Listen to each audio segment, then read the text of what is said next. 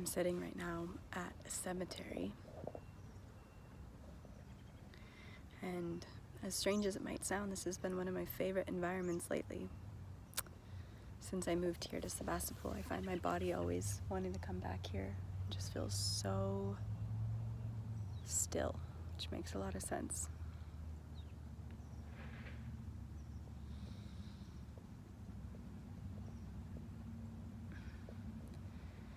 I was sitting here and contemplating so many different aspects of the environmental impact for us as mental projectors. I've been just going on a deep dive lately on what identity really means. I feel like we are these masters of learning about identity. Maybe we're not masters yet, but in this life I feel like we become masters at understanding what identity is. And in my own chart, I have no definition at all, not a single gate on my identity center. And so I've just been fascinated with it. And one of the things that I'm being reflected in my own life lately is the power, oh, there's a little spider, is the power of the people in our lives. And, you know, I had this idea come to me earlier this week where we all have certain archetypes that we kind of morph into. And maybe it's an intuition of an archetype we're becoming, or one that people have reflected to us that they see in us. And sometimes those archetypes can feel authentic if, you know, the reflection's coming from someone that you really respect and who sees you clearly. And other times maybe we've been in our not self, we've been acting from conditioning, and then maybe we received praise from somebody, or somebody said like, oh, you're such a great guide or teacher or whatever, coach. And maybe the role that you were playing at that time wasn't even aligned with who you are. And I don't know about you, but I have a feeling like many projectors probably go through this growing up, is we get reflections that we're great at guiding. And it makes sense, like one of the archetypes that we're here to play is a guide. But what I noticed in myself is that because I'd been reflected that so many times, and yet it was in moments when I was actually not self. It was actually moments I was trying to teach or guide or give advice when I wasn't invited, wasn't waiting for recognition. I was just trying to prove myself or trying to gain some sort of validation for the knowledge that I'd gathered. And I think that can get really confusing for anybody to receive praise for something that both feels correct and maybe incorrect at the same time.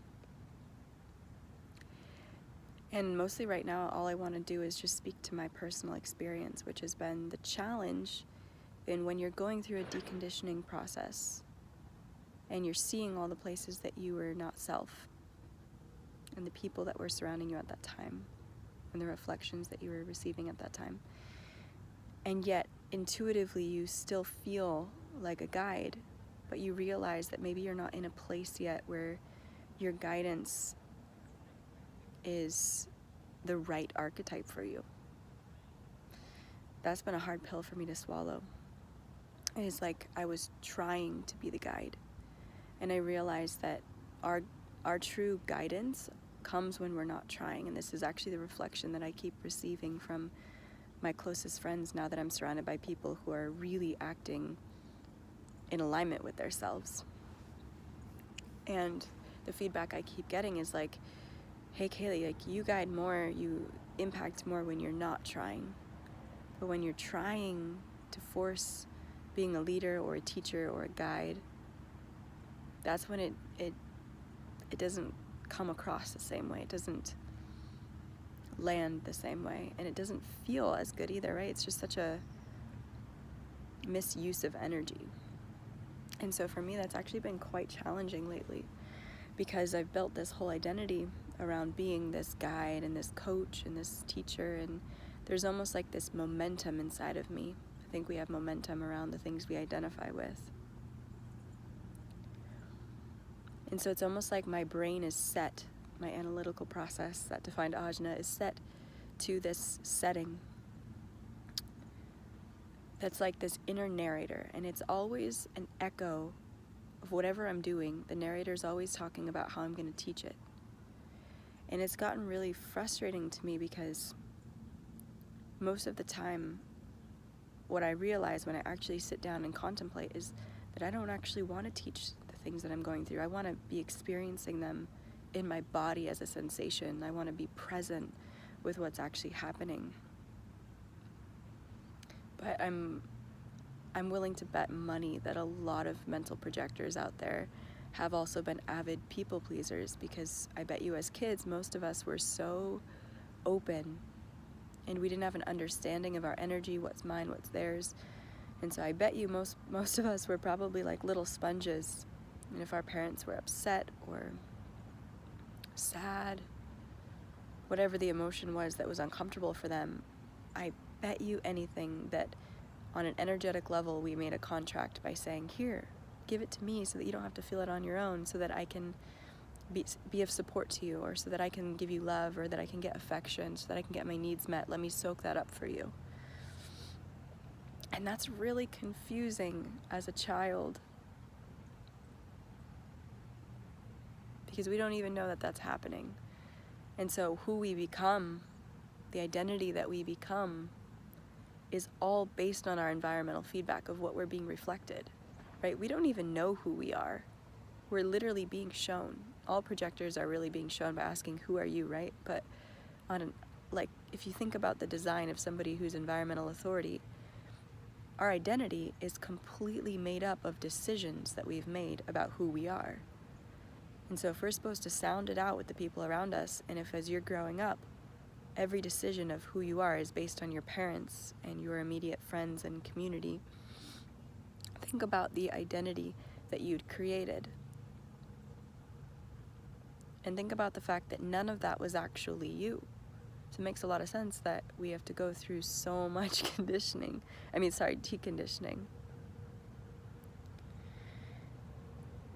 And yet within that experiment, even before we knew it was an experiment of the soul, to play with what it feels like to be really conditioned to feel not ourself. And so it feels like there's kind of this timeline in a way, and it's not really so linear, but it also kind of is, where it's like we go from very, very, very not self, like our environment conditioned us one way. And then as we decondition, we kind of come to this neutrality where we feel like we've stripped away all the identity. Like, this is my experience. So it almost feels like there's this emptiness where the canvas has been wiped clean, and the universe is asking you, like, who do you want to be? And in that question, that emptiness, that void space where we're with ourselves with a blank canvas, we get to choose the art that we create as our identity through the decisions that we make of the people that we surround ourselves with, the environments that we are choosing to be a part of, how much time we spend in nature, what we're consuming in terms of media and books and podcasts and all of that. Because everything in our environment is giving us feedback so that we can make a decision of who we are. So if you're surrounded by people who are giving you reflections of a person that you don't feel like you resonate with anymore, then maybe it's time to cut some people out, or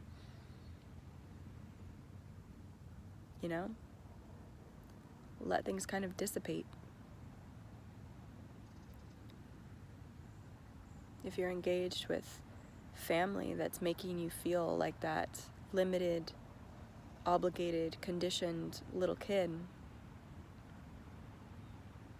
and you're feeling constant contraction around the reflection that they're giving you of who you are, it's going to be pretty hard to define who you want to be if that's your environment. So one of the most beautiful things about living in a community where everyone's so grounded in human design as like the North Star in a way, is that all of the people around me encourage me to be picky about who I surround myself with. They encourage me to be surrounded by people who give me reflections of myself that feel good. I've never had that before. I didn't even know that that was possible. I didn't know that that was an option. But the way in which I got to the community that I'm in right now was actually by following my strategy and authority. It was the first time in my life that I felt like such a true invitation. I was invited by 3 separate people to come to the town that I'm in to check out this gym that works with biomechanics and human design, and it's been the biggest catalyst and the biggest blessing in my entire life. I ended up moving here, and I'm now surrounded with a community that is so authentic. And I've lived in a lot of communities with a lot of people who claim to be spiritual people. And as I've deconditioned a lot of what I came here with, and there's still a lot more, but there's so much that's fallen away for me in the last 8 months since moving here. And I credit that not just to human design, but mainly to biomechanics and to functional patterns, because until we get our bones in the right place, we're just going to keep going through all those not self behaviors, reenacting all of our trauma responses, coping mechanisms, because it's all locked in our bones and in our fascia of our body. And so being here, it's like all of a sudden I have all these people around me who are all operating based on their strategy and authority very well, like people who've been working on this for years. And all of a sudden I'm in environments where I enjoy the reflections that I'm getting, and I'm getting recognition and invitations that are not for the things that I was trying to force or try to be. I was trying to be this teacher, I was trying to be this coach, I was trying to be so many things, and it was all based on the conditioning and reflections from my childhood, that knowledge is power, or, you know, just so many things around my mind. Then when I got here, I started to receive reflections on my art, on more of my femininity, the things that actually come from my expression in my body. And it really clicked for me, like, our identity as a mental projector depends so much on the people that we choose to interact with the most. And I'd heard that so many times, but it was like I had to really live that to be able to be like, holy shit, it's not just a little thing, it's everything, right? Because life, everything about our life centers where? Around the sense of me, around the sense of identity, right? It's my life, it's my engagement with each scenario and interaction, it's my voice in conversation, it's my belief system, everything's being filtered through, and everything about me and my identity is built on beliefs. And all those beliefs are coming from our environments. All those decisions are coming from our environment. So the cool part about this is, at first I was like, oh man, it's gonna suck to have to get picky, but it's actually just like a pruning process. And what I've noticed is that a lot of times my energy actually starts to do that for me. Sometimes there are, you know, difficult conversations that you might have to have and boundaries you have to set with your voice. But sometimes when you change your energy field, things just start to drop away. When you claim something in your vibrational field, a lot of times life makes the decision for you. And that's another thing I've been really contemplating lately is, this could be a whole different video and probably so many different conversations from this with people, but I have this curiosity in myself around what it actually means to decide something. Because when I look at nature and I look at an animal, you know, it's like my mind could say, oh yeah, that rabbit is making a decision of whether or not to go this way or that way. But that's my mind projecting onto nature self-consciousness. But that rabbit isn't self-conscious in the way that the mind is. There's no sense of me in a rabbit. There's no identity construct like that. So is there really decision happening there? Because doesn't decision imply that there's 2 options or multiple options that are being decided between, right? That there's 2. And I've gone deep into non-duality, and I've also seen how that has limited me, but I've also taken so much from that. And one of the things that I feel is that nature is the perfect epitome of non-duality. Everything is just one pulsating energy that's a complete mystery to us of how it's all happening. Science is like the overlay of the mind of us thinking that we can understand and know it all, and we can understand a lot. But the life force that's just moving all of that under the surface, total mystery. And I don't believe that there's any decisions happening in nature. So I feel like when we're aligning our body with nature, and I specifically mean through biomechanics, when we get our spine in the right place and our bones in the right place and the trauma and all the conditioning out of our fascia, we are essentially putting ourselves in alignment with nature the way an animal would be. And so it seems like there would no longer be decisions. You would just be in flow. And especially as a mental projector, when I think about that, I'm like, that makes sense. We're basically the environment.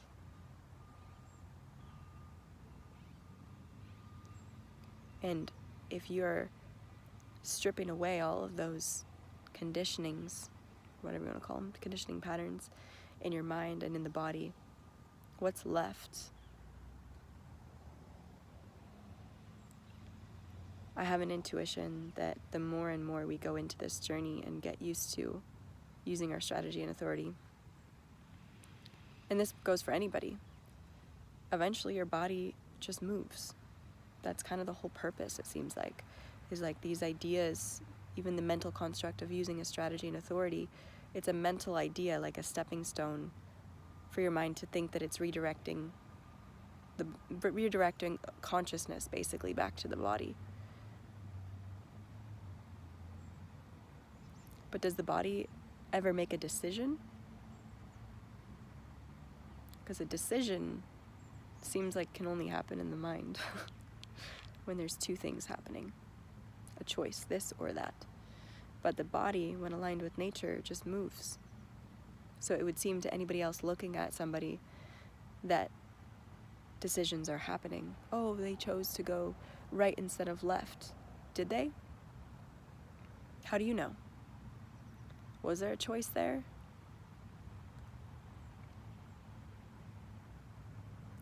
I've noticed that the more that I go through my personal journey, the more I notice my body making decisions that I didn't choose with my mind.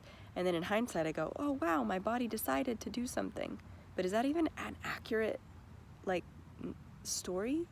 Did my body decide anything? No, life just happened.